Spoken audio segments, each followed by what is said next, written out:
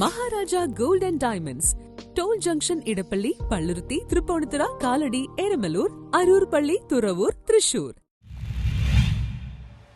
തെരുവിൽ പൊരുതുന്ന ആശമാർക്ക് ഐക്യദാർഢ്യം പ്രഖ്യാപിച്ച് മരട് നഗരസഭാ ചെയർമാൻ. നിലനിൽപ്പിന് വേണ്ടി തെരുവിൽ പൊരുതുന്ന ആശമാർക്ക് ഐക്യദാർഢ്യം പ്രഖ്യാപിച്ച് തന്റെ ഒരു മാസത്തെ ഓണറേറിയം തുക നൽകി മരട് നഗരസഭാ ചെയർമാൻ ആന്റണി ആശാമ്പറമ്പിൽ. തിരുവനന്തപുരത്തെ സമരവേദിയിൽ വെച്ച് സമരസമിതി നേതാവ് എസ് മിനി ചെയർമാനിൽ നിന്ന് തുക കൈപ്പറ്റി രസീത് നൽകി. കൂടാതെ സമരം തീരുന്നതുവരെ തന്റെ ഓണറേറിയം പൂർണ്ണമായും ആശാപ്രവർത്തകർക്ക് നൽകുമെന്നും നഗരസഭാ ചെയർമാൻ സമരവേദിയിൽ പ്രഖ്യാപിച്ചു. അവർക്ക് പണിയെടുക്കുന്ന, അവർ തൊഴിലെടുക്കുന്ന തൊഴിലിന് ആ കൃത്യമായ ഒരു വേതനം വേണമെന്ന് ആവശ്യപ്പെടുമ്പോൾ അത് നല്ല രീതിയിൽ ചർച്ച ചെയ്ത് ആ ഉന്നയിച്ച ആവശ്യം എന്താണ് എന്ന് പരിശോധിച്ചുകൊണ്ട് അത് എത്രയാണോ കൊടുക്കുവാൻ പറ്റുന്നത് ഇരുകൂട്ടരും സംസാരിച്ചുകൊണ്ട് ആ സംസാരത്തിൽ നിന്നുണ്ടാകുന്ന തീരുമാനമാണ് സാധാരണഗതിയിൽ ഇതുപോലുള്ള സമരങ്ങൾ നടക്കുമ്പോൾ നമ്മളെല്ലാം എടുക്കുന്ന നിലപാടുകൾ.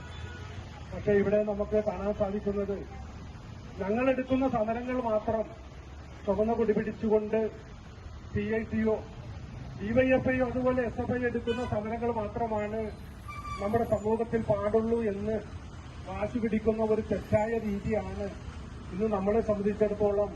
ഞങ്ങൾ ഇതുപോലെ ഈ സമരത്തിൽ പിന്തുണ അർപ്പിക്കുവാൻ ഞങ്ങളെപ്പോലുള്ള ആളുകൾ വരേണ്ടി വന്നു.